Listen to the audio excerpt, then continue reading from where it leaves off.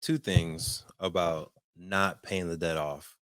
One, and not ever pay your debts, yo. Right. But one is your credit score goes down, right? So by not paying the credit card in entirety, or at least getting it to a 30% Minimum. I'm sorry. utilization. Can I just clarify? Minimum payments. I'm talking about minimum payments. Again, even minimum payments, right? Minimum payments usually don't really put the principal down. You're just doing interest. We know that from student loans.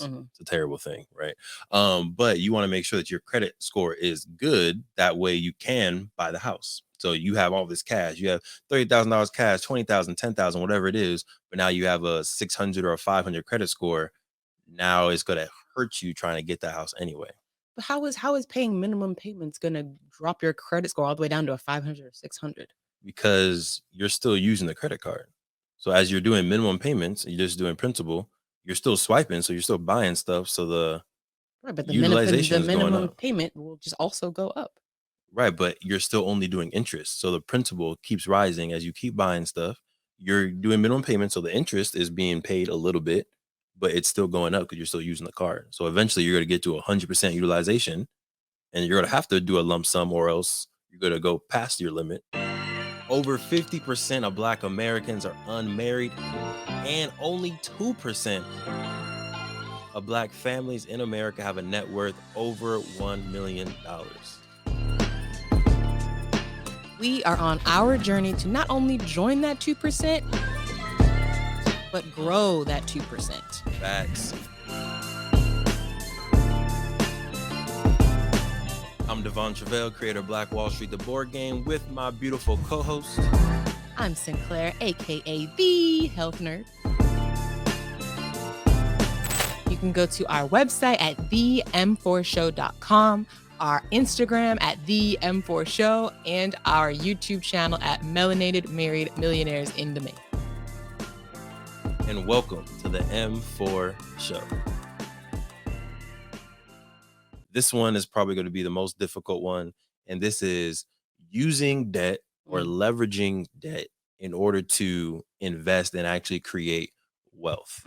All right. So you got 2 minutes. Can you go first this time? We got 2 minutes. Yes, we can. I will go first. Hit it. So I am okay with leveraging debt, and to get a little bit more specific, it's not paying credit card debt as fast in order to save up liquid cash, and then leveraging that, using the credit card instead of your cash, so that you can build up 20,000, 30,000, whatever in cash, to then buy a real estate property and then create cash flow. Right. So I'm okay with that as long as we know we're going to buy some real estate. Right. I don't like having the uncertainty and the interest rate on the credit card or the interest on the credit card keep going every single month, and we still haven't bought anything yet. So I think it is a good strategy to leverage, but I think you need to be, one, very intentional about it, because those credit card interests can be 20% sometimes. So unless you have a zero card interest, you're paying an additional $500, which is losing that money. So in my head, you can pay off the credit card, and then now that you're not paying that anymore, you're technically like saving that extra 500 interest that you would have been paying. So, and then eventually you can get the real estate. It takes a little bit more patience, but eventually you can still get it. Whereas if you're waiting to buy the real estate, you're spending the money, and then maybe you'll get the real estate. You don't know what the monthly income is going to be on that. Is it going to be more than 500? Maybe it's not. Long story short, that's kind of my stance. I'm just like, let's pay it off and keep going. I yield my time. Okay, finished early. Yeah. How do I? Oops. Don't even worry about it. I got you. 3, 2. I'm sorry. Can it real quick before we get started? What I laughed in the middle of this because someone said, "Wait a minute, Zanzibar is a real place." Yes, it is a real beautiful place, and we're gonna go and show you. Yes, it's a real island. Beautiful. That was funny. Coast of Africa, East Africa. All right, 3, 2, 1. Okay, so first of all, I just got to give shout out to Jamal King, because I very much have adopted his mindset of real estate, which is, I understand the concept of, like, yes, we have to pay off our debts, but I'm gonna pay off y'all the very last, because I'm going to pay myself first, which means that's why I like to leverage, like, let's leverage the debt to, or let's leverage the cash we do have available to put into future investments. And once we get that monthly cash flow coming in, then I'll worry about paying y'all. But for me, even just the concept symbolically of let me pay you off first and then let me wait and delay my own wealth generation doesn't sit right with me. Like, why are we paying off? Why are we prioritizing paying off these credit card companies? And our family is now delayed in its wealth generation. So I'm very much like, okay, I got this cash now. I'm going to put it into our vision, our wealth building strategy. And then I will, once we have that return, right? Because the whole Burr method that we're working on is that we get whatever we put into it. In an ideal world, we get it back. And then we also are going to hold on to this property to get monthly cash flow. So at that point, once I get the money back, okay, now I can go put some of it towards y'all and put the rest of it towards reinvesting for the next property. But to me, it's like I'd rather take the money once it comes back and then pay off the debt, rather than like upfront, let me go pay off the debt first and then work on saving up for the property. Because there's always going to be debt around. We've got student loans, we've got mortgages, like there's always debt. So I feel like if we are focused on paying the debt off first, we're always going to be playing catch up. So again, I'm not saying never pay stuff off, but I'm saying I feel like I like the approach of I'm going to pay the credit cards. I'm going to pay whoever is the debt is for. I'm going to pay y'all after I've paid myself. Very well done. Very well said. So, two things about not paying the debt off. One, and not ever pay your debts, y'all. Right. But one is your credit score goes down, right? So by not paying the credit card in entirety, or at least getting it to a 30% Minimum. I'm sorry. utilization. Can I just clarify? Minimum payments. I'm talking about minimum payments. Again, even minimum payments, right? Minimum payments usually don't really put the principal down. You're just doing interest. We know that from student loans. It's a terrible thing, right? But you want to make sure that your credit score is good. That way you can buy the house. So you have all this cash. You have $30,000 cash, 20,000, 10,000, whatever it is. But now you have a 600 or a 500 credit score. Now it's going to hurt you trying to get that house anyway. But how is paying minimum payments going to drop your credit score all the way down to a 500 or 600? Because you're still using the credit card. So as you're doing minimum payments, you're just doing principal, you're still swiping, so you're still buying stuff. So the right, but the utilization is going minimum up. payment will just also go up. Right, but you're still only doing interest. So the principal keeps rising as you keep buying stuff. You're doing minimum payments, so the interest is being paid a little bit, but it's still going up because you're still using the card. So eventually you're going to get to 100% utilization, and you're going to have to do a lump sum, or else you're going to go past your limit. You know what I'm saying? All right, we're going to get back to the episode in a second, but breathe. If you've ever had a brilliant idea, I'm pretty sure everybody just took a breath right there, right? Because we all have amazing ideas, but I got a question for you. What's stopping you from taking that idea and actually making it into a business, actually executing on your brilliance? My name is Devon Truvel, and in 2018, I was able to create, market, and sell my own product while still working a 9 to 5. And through the years, I've taken the lessons we've learned, the expensive webinars that I've gone to, and the dozens of business books that I've read, and I've discovered 7 simple steps to launch your business. If you're ready to take your business idea to the next level and make it real and start making profit from your passion, head to www.launchitcommunity.com and grab yourself the book. We've been able to make it very simple, affordable, and easier than ever to start that business while still working your 9 to 5. And we take entrepreneurs every single Friday and we talk to them. We teach them about how to use social media. We teach them about how to set up their Instagram account, how to use Shopify, how to use Printful, and other tools that can help you take your business to the next level, but not take tons of time away from your 9 to 5 and your busy life that you already have. So if you're ready to take that idea to the next level, make sure you head to www.launchitcommunity.com, get yourself a book, and join our free accountability calls. Now, let's get back to the episode.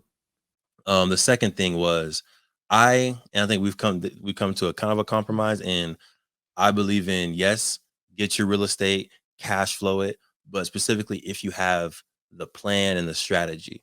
What I don't like is not paying off the credit cards, getting the interest from the credit cards, and then, a year goes by, a year and a half goes by, and we still haven't utilized the cash. So, and then we just basically paid 300, 500, whatever it was in monthly interest for an entire year. It's $6,000 or more, depending on how much is on there, when we could have paid it off. And now that 6,000 would have been in our pocket. And I feel like you're talking about a very specific situation, which is that we signed the contract for a property, but that property was a part of a 60 property portfolio. And so it took like a year to close on each individual property before it got to ours.